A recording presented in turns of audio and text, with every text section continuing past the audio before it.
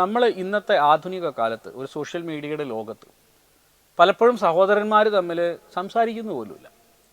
പലപ്പോഴും മൊബൈൽ ഫോണിലാണ് അവരുള്ളത്, അല്ലെങ്കിൽ മൊബൈലിലേക്ക് ഊളിയിട്ടിരിക്കുന്ന, പരിസരം പോലും മറന്നു പോകുന്ന ഒരു ലോകത്താണ് നമ്മൾ ഇന്നുള്ളത്. ഓരോരുത്തരും ഓരോ വ്യത്യസ്തമായ ലോകങ്ങളിലാണ്. അച്ഛൻ ഒരു സാമൂഹ്യ മാധ്യമത്തിലിരിക്കുന്നു, അമ്മ മറ്റൊന്നിലിരിക്കുന്നു, മക്കൾ ഓരോരുത്തരും അവരവരുടേതായ ലോകത്തിരിക്കുന്നു. ഉദാഹരണത്തിന് അച്ഛനും അമ്മയൊക്കെ ഫേസ്ബുക്കിലാണെങ്കിൽ മക്കൾ ഇൻസ്റ്റാഗ്രാമിലായിരിക്കും, ചിലർ വാട്സപ്പിലായിരിക്കും. അവരൊന്നും ഈ പറഞ്ഞ പോലെ ഒരു പരിപൂർണമായ പാരസ്പര്യം കൊണ്ടുവരാൻ ശ്രമിക്കാറില്ല.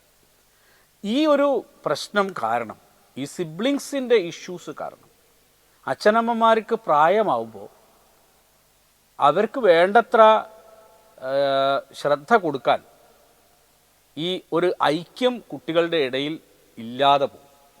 അതുമാത്രമല്ല, വരാനിരിക്കുന്ന കാലത്ത് ഐക്യത്തോടു കൂടി പ്രവർത്തിക്കുന്നവനാണ് ശക്തിയുള്ളത്.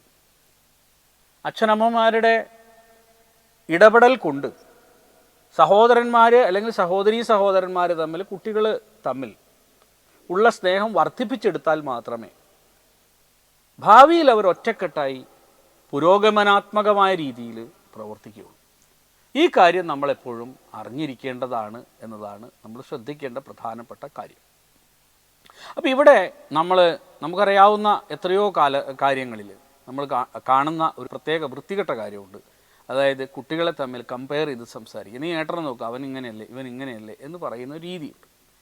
നോക്കൂ, അഥർവവേദത്തിലെ ഒരു മന്ത്രമുണ്ട്. ആ മന്ത്രം ഞാനിവിടെ എഴുതി കാണിക്കാം. നമ്മൾ പഠിക്കേണ്ട ഒരു മന്ത്രമാണ്.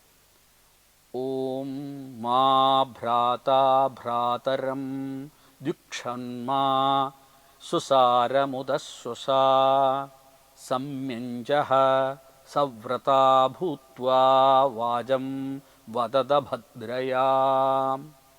അഥർവവേദം 3-ാമത്തെ കാണ്ഡത്തിൽ 30-ാമത്തെ സൂക്തത്തിൽ 3-ാമതായി വരുന്ന ഒരു മനോഹരമായ ഒരു മന്ത്രമാണ്. ഓം മാ ഭ്രാതാ ഭ്രാതരം ദിക്ഷന്മാ സ്വസാരമുദസ്വസാ സംയഞ്ജഃ സവ്രതാ ഭൂത്വാ വാചം വദത ഭദ്രയാ. ഇതാണ്.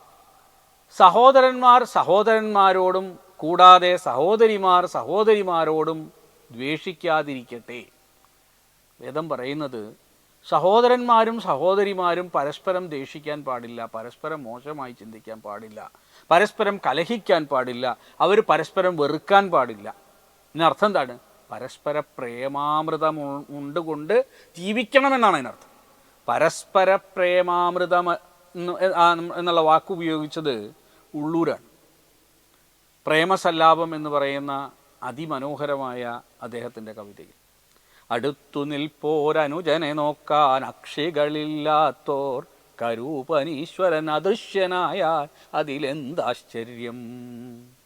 നോക്കൂ, നമ്മളെ കുടുംബത്തിലെ നമ്മളെ സഹോദരന്മാരെയും സഹോദരിമാരെയും സ്നേഹിക്കാൻ പറ്റാത്ത നമുക്ക് ഭഗവാന്റെ അനുഗ്രഹം ഉണ്ടാവുമെന്ന് തെറ്റിദ്ധരിക്കുന്നതിനെ കുറിച്ചൊന്ന് ആലോചിച്ച് നോക്കൂ. നമുക്ക് സ്വന്തം അനിയനെ കാണാൻ പറ്റുന്നില്ല, സ്വന്തം ഏട്ടനെ കാണാൻ പറ്റുന്നില്ല, സ്വന്തം അനിയത്തിയെ മനസ്സിലാക്കാൻ പറ്റുന്നില്ല, സ്വന്തം ചേച്ചിയെ മനസ്സിലാക്കാൻ പറ്റുന്നില്ല. പിന്നെയാണ് നമ്മൾ വലിയ ഉദാത്തമായ സാധനയെക്കുറിച്ചും ഉപാസനയെക്കുറിച്ചിട്ടും ലോകത്തെ മുഴുവൻ ഉദ്ധരിക്കുന്നതിനെക്കുറിച്ചുമൊക്കെ പറയുന്നത്. അപ്പോൾ ഇത് തന്നെ ഏറ്റവും വലിയൊരു മണ്ടത്തരമാണെന്ന് ആദ്യം മനസ്സിലാക്കുക. മൂല്യങ്ങളിൽ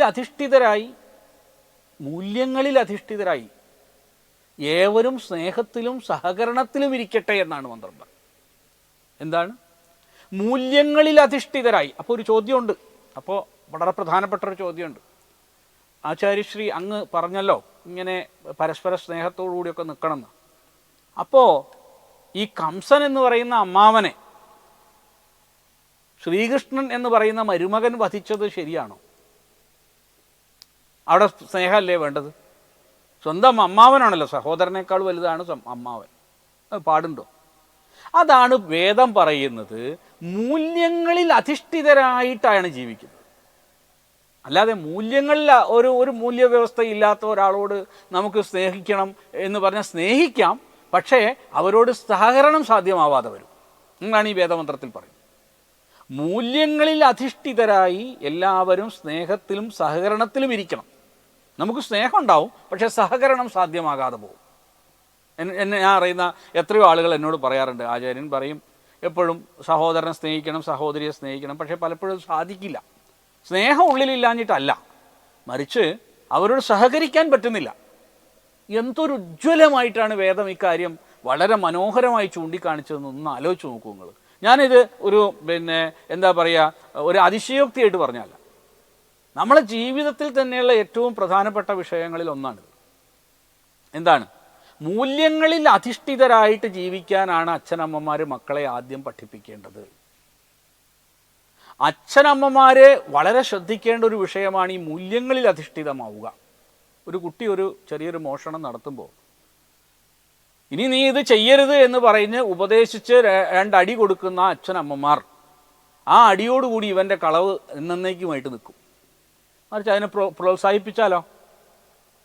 ഒരു കള്ളം പറഞ്ഞുകൊണ്ട് നേട്ടങ്ങൾ കൈവരിക്കുമ്പോൾ അതിനെ പ്രോത്സാഹിപ്പിക്കുന്ന അച്ഛനമ്മമാർ ശ്രദ്ധിക്കേണ്ടത് ഭാവിയിൽ ഇത് നമുക്ക് ദോഷമായി വരും, ഇത് ഞങ്ങൾക്ക് തന്നെ ദോഷമായി വരും, അതുകൊണ്ട് മൂല്യങ്ങളിൽ അധിഷ്ഠിതമായിട്ടാണ് ജീവിക്കേണ്ടത് എന്ന് കുട്ടികളെ പഠിപ്പിക്കുന്നതാണ് അച്ഛനമ്മമാരുടെ ഏറ്റവും വലിയ കർത്തവ്യം എന്ന് പറയാം. Brought you by Kerala AIDS control society. HIV AIDS സംബന്ധമായ സംശയങ്ങൾക്ക് 1097 എന്ന 24 മണിക്കൂറും പ്രവർത്തിക്കുന്ന ടോൾ ഫ്രീ നമ്പറിലേക്ക് വിളിക്കുക. വാട്സാപ്പിലും ഫേസ്ബുക്കിലും ഒക്കെ സ്റ്റാറ്റസ് അപ്ഡേറ്റ് ചെയ്യാറുണ്ടല്ലോ. HIV സ്റ്റാറ്റസോ HIV പിടിപെടാനുള്ള സാഹചര്യങ്ങളിൽ കൂടി അറിഞ്ഞോ അറിയാതെയോ കടന്നു പോയിട്ടുണ്ടാവാം. എന്ത് തന്നെയായാലും മുൻകൂട്ടി പരിശോധിച്ച് HIV സ്റ്റാറ്റസ് അറിയൂ. സൗജന്യ HIV പരിശോധനയും കൗൺസിലിങ്ങും ആരോഗ്യ കേന്ദ്രങ്ങളിൽ പ്രവർത്തിക്കുന്ന ICTC അഥവാ ജ്യോതിസ് കേന്ദ്രങ്ങളെ സമീപിക്കുക. നിങ്ങളുടെ സ്റ്റാറ്റസ് എന്തായാലും വിവരങ്ങൾ രഹസ്യമായി സൂക്ഷിക്കുന്നതായിരിക്കും.